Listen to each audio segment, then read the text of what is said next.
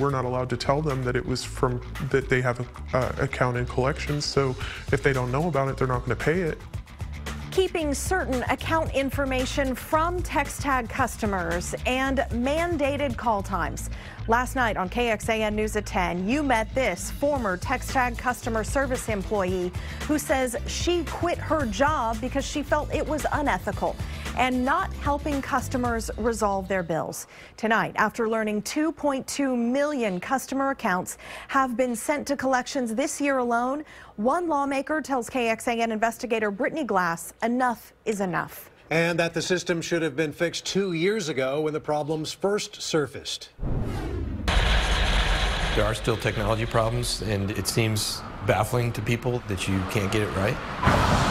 There are two major toll roads running through the heart of Representative Tony Dale's Central Texas district. He says they've been a problem, and they still are.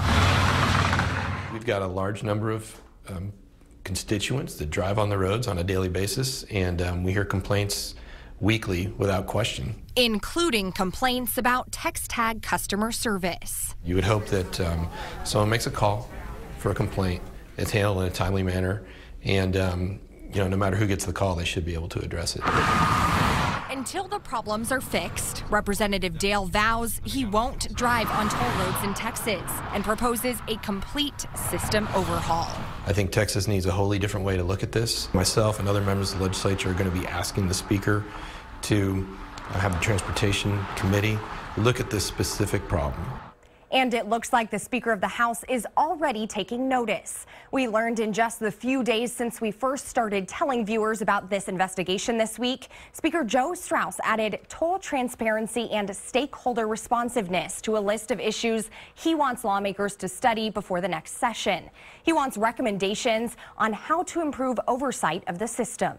Representative Dale says one idea he'll pitch: bring all of these toll operations under one entity. In the past year, all of these entities have been part of the process at some point. He says that change could mean not only a smoother process for customers, but also more transparency. But we spoke with TxTag officials, and they say their process is already a good one, that their workers go through extensive training for 2 weeks to make the process as smooth as possible. They go through an additional week of shadowing customer service representatives who are taking live calls. So they go through almost a month-long training session before they're allowed to even speak directly to customers.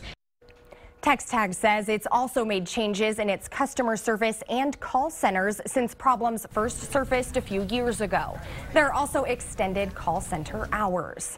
Still, many of you have told us you've called TxTag and still don't have answers about your bill. So we are taking your concerns straight to the top of TxDOT. Check out the homepage at KXAN.com. Click on I Want Answers.